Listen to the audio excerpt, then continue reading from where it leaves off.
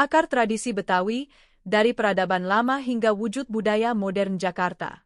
Angin sore Setu Babakan berhembus pelan ketika Arman menutup buku catatannya.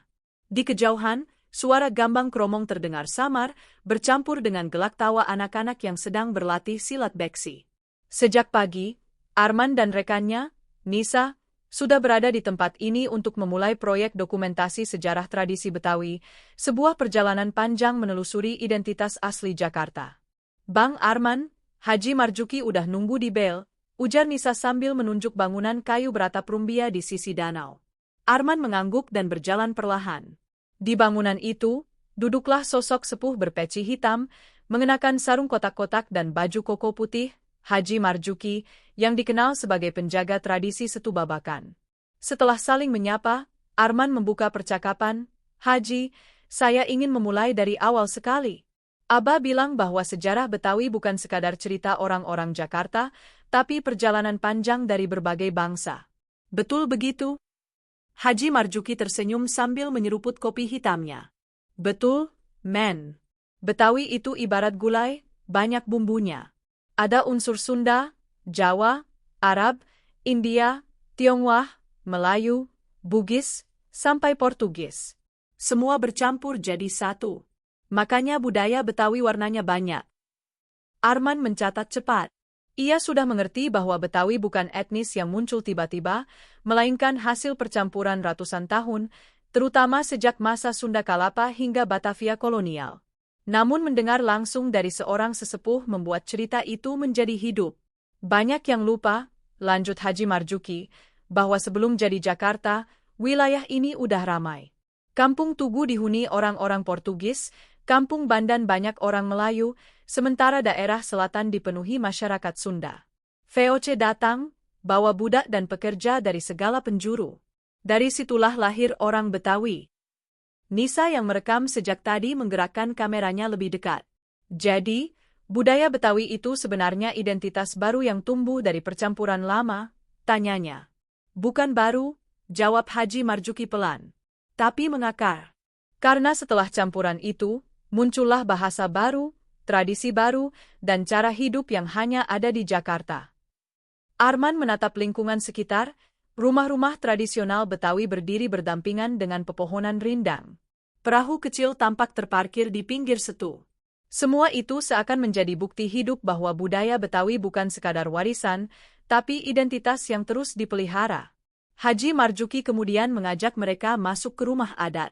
Di sana, ia menunjukkan beberapa artefak, rebana, topeng Betawi, pakaian pengantin lengkap, dan alat musik tanjidor. "Ini semua bukan sekadar benda.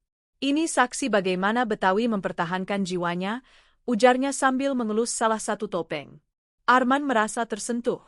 Ia menyadari bahwa dirinya bukan hanya membuat dokumenter, tetapi juga menjadi saksi bagaimana sejarah berbicara melalui orang-orang yang masih menjaganya.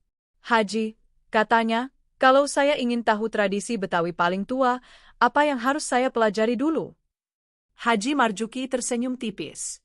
"Mulailah dari musik dan tutur, gambang kromong, pantun, dan lenong. Karena dari situ kita tahu bagaimana orang Betawi hidup, bercanda, dan memandang dunia." Saat senja mulai turun, Arman menutup sesi wawancara dengan kepala penuh cerita. Hari itu baru permulaan. Masih banyak tradisi yang harus ditelusuri, lebih banyak kisah yang perlu direkam. Dan perjalanan panjang itu baru saja dimulai. Gambang kromong, lenong, dan suara Jakarta masa lalu. Pagi hari di Setu Babakan membawa ketenangan yang berbeda. Embun masih menempel di rumput, dan suara ayam dari kampung sebelah terdengar samar. Arman kembali berdiri di tepi Setu sambil memeriksa kamera yang sudah ditata oleh Nisa. Hari ini, mereka kembali menemui Haji Marjuki untuk mendalami salah satu warisan terbesar Betawi, musik dan kesenian tutur. Tak lama, suara langkah pelan terdengar mendekat. "Men, Nisa, ayo kita mulai dari balai seni," seru Haji Marjuki sambil melambaikan tangan. Balai seni itu berada di ujung jalan kecil yang dinaungi pohon-pohon tua. Dari luar sudah terdengar suara alat musik yang tak asing, ketukan khas gambang kromong, musik Betawi yang menjadi simbol percampuran budaya Tionghoa dan lokal. Ketika pintu balai dibuka, aroma kayu dan angin pagi bercampur menjadi satu. Di tengah ruangan, sekelompok pemain sedang berlatih. Ada yang memukul kromong kuningan, ada yang memainkan tehyan, dan seorang pemain lain memetik kongahian.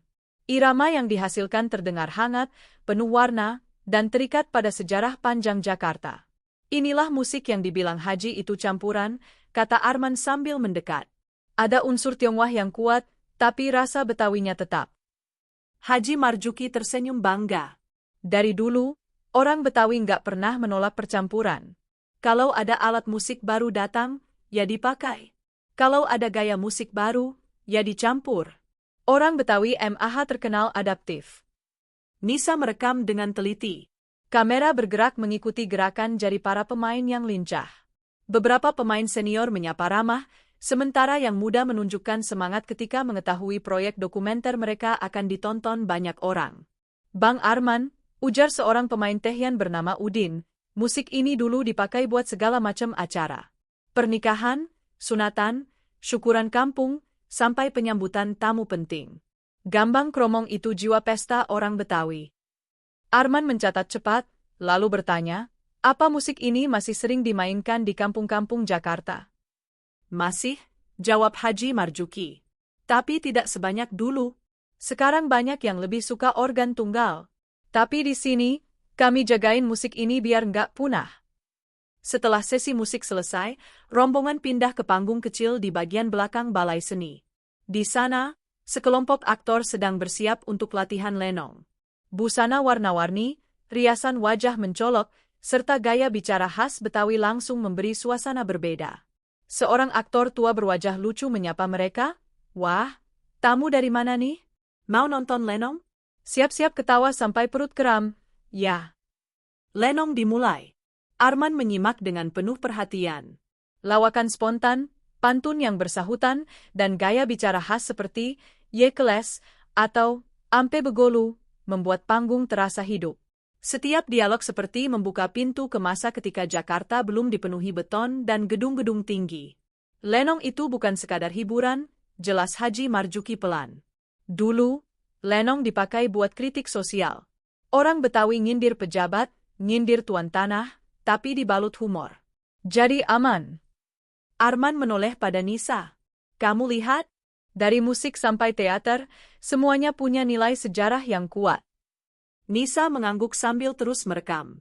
Yang paling menarik, semuanya tumbuh dari kebiasaan masyarakat. Bukan dari buku, tapi dari kehidupan sehari-hari. Latihan lenong selesai, dan para pemain memberi salam kepada kru dokumenter. Arman merasa bahwa hari ini membuka sudut pandang baru dalam penelitiannya.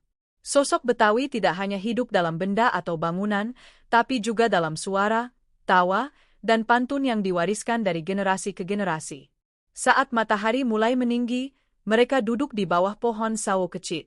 Haji Marjuki menyalakan rokok kretek dan berkata, "Men, kalau mau tahu lebih dalam tentang jiwa orang Betawi, kamu harus lihat tradisi silatnya. Itu bukan cuma bela diri. Itu harga diri." Arman tersenyum, menutup catatan, dan berkata, "Kalau begitu, besok kita belajar silat beksi, Haji." Dengan demikian, perjalanan mereka menuju tradisi berikutnya sudah menunggu. Cerita Betawi masih panjang, dan Arman berniat mengikuti seluruh jejaknya hingga akhir. Beksi, pukul, dan harga diri orang Betawi, jejak silat yang tidak pernah padam. Udara pagi Setu Babakan terasa lebih sejuk dari biasanya. Kabut tipis menggantung di atas permukaan air, seakan memberi tanda bahwa hari itu akan membawa cerita baru. Arman dan Nisa berjalan menuju sebuah lapangan tanah merah di sisi selatan kampung. Dari kejauhan sudah terdengar suara hentakan kaki, napas teratur, dan aba-aba lantang yang memecah keheningan. "Kayaknya itu latihan beksi," ucap Nisa sambil mempercepat langkah. Benar saja. Di lapangan itu, belasan pesilat sedang berlatih dengan disiplin tinggi. Mereka melakukan gerakan pukulan lurus, tendangan rendah, dan langkah-langkah khas yang ritmis. Di depan mereka berdiri seorang guru silat berkumis tebal, memakai kaos hitam bertuliskan, "Beksi Mustika Rasa." Dialah Guru Daeng, salah satu tokoh penting dalam pelestarian silat Betawi. Haji Marjuki sudah berada di sana, duduk di bangku kayu sambil mengamati latihan. "Men, beksi ini salah satu silat tertua di Betawi. Asalnya dari pertemuan budaya Tionghoa dan Betawi. Makanya gerakannya khas, cepat, keras, dan penuh teknik. Jelasnya sebelum Arman sempat bertanya. Arman berdiri memerhatikan. Setiap gerakan para pesilat tampak seperti tarian yang didasari disiplin tinggi. Ada ketenangan sekaligus kekuatan dalam setiap pukulan. Gerakan itu tidak hanya berbicara tentang seni bela diri, tetapi juga tentang sejarah sebuah komunitas yang selalu harus mempertahankan diri di masa kolonial dan konflik kampung. Guru Daeng mendekat. Bang Arman, tanyanya sambil menjabat tangan kuat-kuat. Haji bilang abang mau dokumentasi. Silakan lihat dari dekat, tapi hati-hati, ya. Beksi ini bukan buat gaya-gayaan. Ada ruhnya. Arman tersenyum. Saya justru datang untuk belajar ruh itu, guru. Guru Daeng mengangguk. Silat Betawi itu bukan cuma soal bergerak. Ini soal menjaga marwah. Dulu, orang Betawi harus bisa jaga kampung. Kampung-kampung di Batavia sering bentrok. Kayak Kampung Bandan, Tanah Abang, Kuitang, semuanya punya jagoannya. Nisa mengarahkan kamera, merekam gerakan para pesilat dengan slow motion. Keringat yang mengalir di wajah mereka terlihat seperti simbol ketekunan generasi muda Betawi yang tidak mau keseniannya hilang ditelan waktu. Setelah sesi latihan dasar, para murid mempraktikkan teknik pukul dan tangkisan. Gerakan cepat tangan membuat suara, plak, menggema di udara. Guru Daeng memberi penjelasan sambil menunjukkan postur tubuh yang kuat. Beksi itu cirinya langkahnya rapet, pukulannya lurus, dan tenaga datang dari pinggul. Orang Betawi bilang, kalau mau melawan, bukan soal besar badan, tapi kuat tekad. Arman mencatat semua itu dengan penuh perhatian. Ia selalu percaya bahwa seni bela diri adalah salah satu cara terbaik memahami watak sebuah masyarakat. Dan hari itu ia menyadari, Betawi adalah etnis yang dibangun oleh keberanian, solidaritas, dan kemampuan bertahan dalam kondisi yang keras. Setelah latihan selesai, mereka beristirahat di bawah tenda sederhana. Murid-murid mengelap keringat sambil tertawa kecil, membicarakan gerakan mana yang paling sulit. Guru Daeng duduk bersebelahan dengan Arman. Bang Arman, katanya pelan, kalau mau tahu kenapa silat Betawi tetap hidup sampai sekarang, jawabannya sederhana. Ini bukan cuma seni, ini identitas. Beksi ngajarin bahwa orang Betawi itu punya kehormatan. Selama kehormatan itu dijaga, silatnya nggak akan mati. Haji Marjuki menimpali. Dan jangan lupa, silat ini juga masuk ke tradisi besar lainnya. Ondel-ondel, palang pintu. Semua itu ada gerakannya yang ngambil dari silat. Arman terdiam sejenak, memikirkan bagaimana tradisi satu dengan lainnya saling terhubung. Musik, teater, bela diri, semuanya bukan berdiri sendiri, tetapi membentuk satu tubuh besar bernama budaya Betawi. Nisa menutup kamera. Bang, kalau latihan hari ini aja sudah sekuat ini, kayaknya palang pintu besok bakal seru banget. Arman tertawa kecil. Betul. Ritual itu bukan cuma tontonan, tapi juga simbol persatuan. Hari itu, setelah semua rekaman selesai, Arman berjalan sendirian ke tepi setu. Ia meresapi setiap cerita yang sudah ia kumpulkan. Dari Gambang Kromong hingga Beksi, semuanya menggambarkan satu pesan. Betawi bukan sekadar etnis, tetapi perjalanan sebuah masyarakat yang membangun Jakarta dari akar rumput. Dan esok, perjalanan itu akan berlanjut dengan tradisi yang paling meriah, palang pintu dan ondel-ondel, simbol kebanggaan dan perlindungan orang Betawi sejak masa lampau. Palang pintu, ondel-ondel, gerbang adat, penjaga kampung, dan kebanggaan orang Betawi. Pagi berikutnya, setu babakan jauh lebih ramai daripada biasanya. Di lapangan dekat Balai Budaya, sejumlah orang tampak menyiapkan panggung kecil lengkap dengan dekorasi kain merah dan hijau, warna khas Betawi. Arman dan Nisa datang lebih awal, membawa peralatan rekaman yang lebih lengkap dari hari sebelumnya. Bang, kayaknya hari ini bakal meriah banget, kata Nisa sambil memeriksa stabilizer kamera. Arman mengangguk. Haji bilang hari ini ada simulasi lengkap palang pintu. Tradisi ini bukan sekadar pertunjukan, ini prosesi sakral dalam pernikahan Betawi. Tak lama kemudian, Haji Marjuki muncul dengan senyuman lebar. Men, kamu beruntung. Jarang-jarang para jawara mau latihan palang pintu serapi ini. Hari ini kita bukan cuma lihat silatnya, tapi juga pantunnya. Mereka berjalan menuju panggung. Di sana sudah tampak dua kelompok laki-laki yang berdiri saling berhadapan. Satu kelompok bertindak sebagai pihak pengantin laki-laki, dan kelompok lainnya sebagai pihak pengantin perempuan. Meski hanya latihan, ekspresi mereka sungguh-sungguh. Pakaian mereka pun lengkap, baju sadariah, sarung, peci hitam, dan selempang khas pesilat Betawi. Tiba-tiba dari kejauhan terdengar teriakan. "Assalamualaikum, kami rombongan mempelai laki-laki mau masuk area ini." Dengan suara lantang bergaya Betawi, pihak lawan menjawab, "Waalaikumsalam." Bukan sembarang masuk, kalau mau lewat harus bisa jawab pantun, bisa silat, bisa buktiin diri. Nisa langsung menyalakan kamera. Gerbang adat itu dibuka dengan pantun, saling goda, dan adu cerdas dalam balasan kata-kata. Pantun mereka mengalir seperti air, penuh humor, tapi tetap sopan. Dari Tanah Abang ke Jatinegara, bawa dodol sama rengginang. Kami datang dengan niat mulia, ngambil putri yang kalian sayang. Balasan dari pihak perempuan tak kalah jenaka. Ke Jatinegara beli kelapa 2, kelapa muda enak diminum. Kalau niatnya sungguh mulia, silakan buktikan dengan silat dulu, Bang, baru bisa minum. Gelak tawa pecah. Palang pintu selalu menghadirkan suasana ceria. Namun setelah pantun, suasana berubah tegang. Dua jawara dari masing-masing pihak maju ke tengah, bersiap untuk adu silat. Dan seperti yang dikatakan Haji Marjuki sebelumnya, gerakan mereka sangat dipengaruhi oleh silat beksi. Guru Daeng hadir hari itu sebagai pelatih utama. Ia berdiri di samping panggung sambil mengangguk puas setiap kali murid-muridnya melakukan gerakan benar. Pukulan lurus, tendangan rendah, tangkisan, dan teknik jatuhan diperagakan dengan sangat presisi.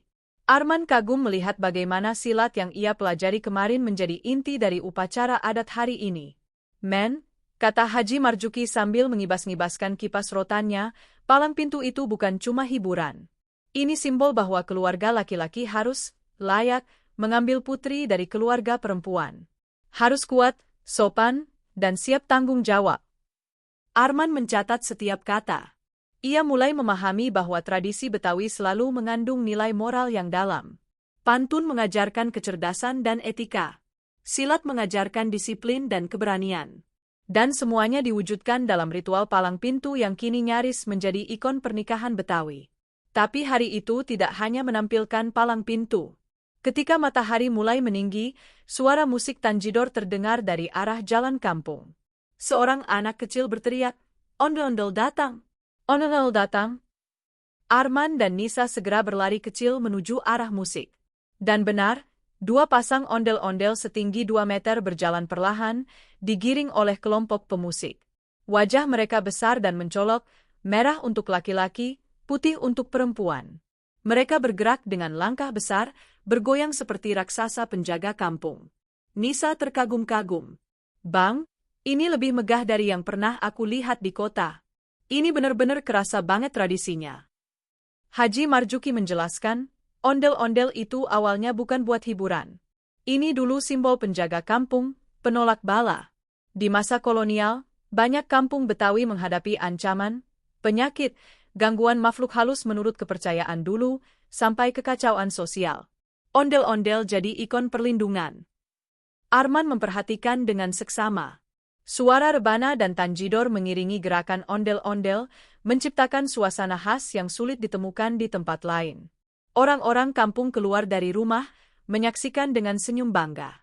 "Bang Arman," kata seorang pemuda pengusung ondel-ondel, "kita bangga bisa nerusin tradisi ini. Sekarang banyak orang bikin ondel-ondel cuma buat ngamen.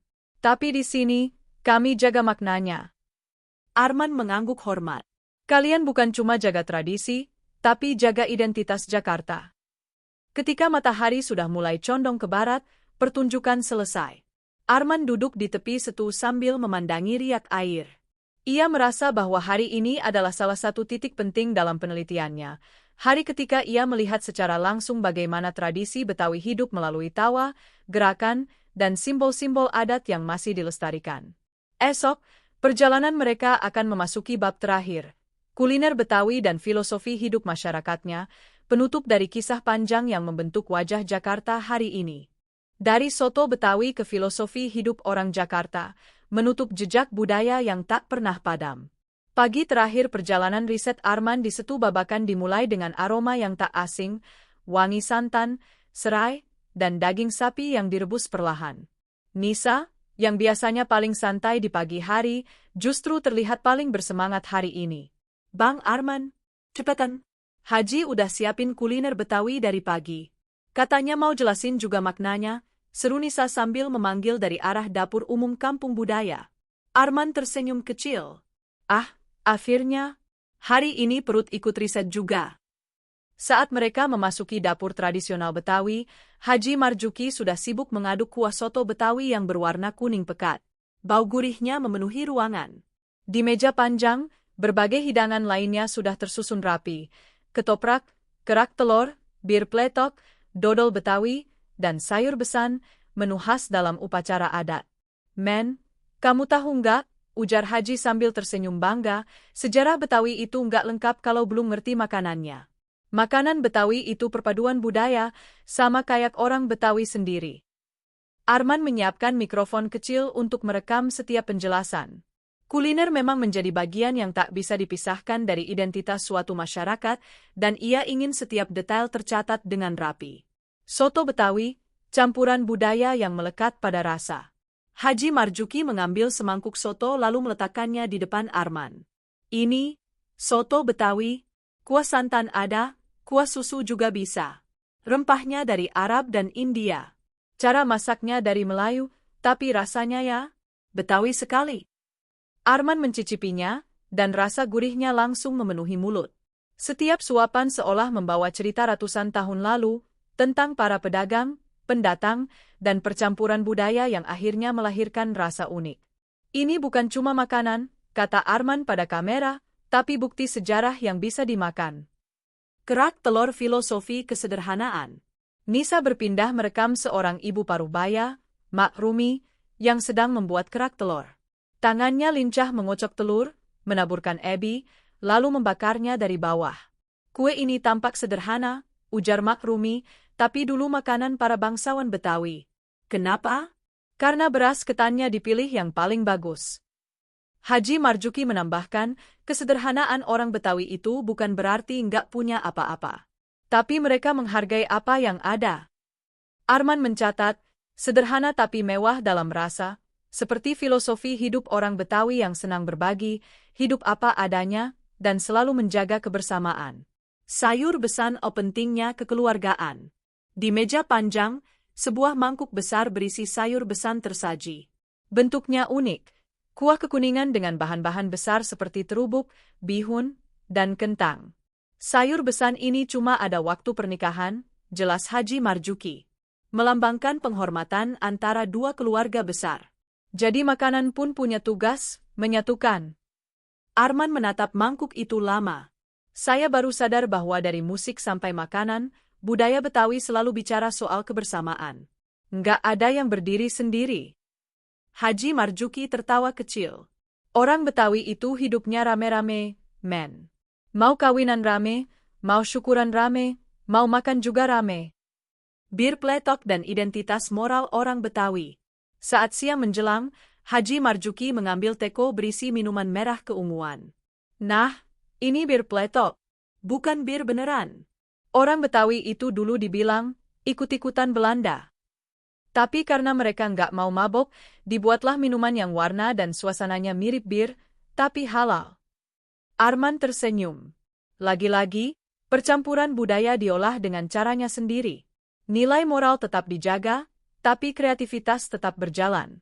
Ini bukan sekadar minuman, kata Haji Marjuki, ini simbol orang Betawi yang selalu punya cara buat tetap diri sendiri tanpa harus melawan dengan marah-marah.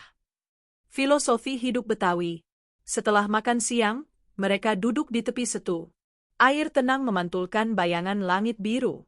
Burung kecil terbang rendah, dan suara angin terdengar sejuk di antara pepohonan. Arman, kata Haji Marjuki sambil memandang jauh ke permukaan air, budaya Betawi itu bukan cuma tarian, bukan cuma makanan, bukan cuma ondel-ondel. Ini soal cara hidup. Orang Betawi itu menghargai waktu, menghormati orang tua, dan paling penting, nggak suka ribut tanpa sebab. Arman menyimak dengan penuh rasa hormat. Dan ingat, lanjut Haji, Betawi itu lahir dari percampuran. Kalau mau jaga budaya ini, kita juga harus terbuka. Tapi terbuka itu jangan sampai hilang jati diri. Nisa menoleh pada Arman. Bang, kayaknya ini bagian paling penting untuk penutup dokumenter kita. Arman mengangguk pelan. Iya, karena inti dari perjalanan kita bukan hanya merekam tradisinya, tapi memahami jiwa orang Betawi. Penutup perjalanan. Sore itu, matahari turun perlahan. Cahaya keemasan membasuh setubabakan, membuat suasana terasa damai. Arman berdiri, memandang seluruh kampung budaya. Ia merasa perjalanan panjang ini bukan hanya penelitian, tetapi juga pelajaran hidup. Dari gambang kromong hingga silat beksi, dari palang pintu hingga soto Betawi, semuanya menunjukkan bahwa budaya Betawi bukan artefak mati. Ia hidup, tumbuh, dan dirawat oleh orang-orang yang mencintainya. Arman menutup bukunya perlahan. Jakarta, gumamnya, bukan hanya kota dengan gedung tinggi. Jakarta berdiri di atas tradisi panjang. Dan Betawi adalah jiwanya. Dengan napas panjang, ia sadar, dokumenternya mungkin akan selesai, tetapi cintanya pada budaya Betawi baru saja dimulai. Perjalanan Arman di Setubabakan membawa satu kesimpulan penting. Budaya Betawi bukan sekadar peninggalan masa lalu, melainkan napas yang terus hidup bersama denyut Jakarta. Dari musik gambang kromong yang merdu, gerakan silat beksi yang gagah, pantun jenaka dalam palang pintu, hingga hangatnya soto Betawi, semuanya membentuk mosaik identitas sebuah kota besar yang tetap berakar pada tradisinya. Di tengah modernisasi Jakarta yang tak pernah berhenti, budaya Betawi berdiri sebagai pengingat bahwa sebuah kota hanya akan terus bermakna bila sejarahnya dijaga, diceritakan, dan diwariskan. Dan melalui cerita ini, warisan itu kembali diberi tempat untuk hidup dalam ingatan generasi berikutnya.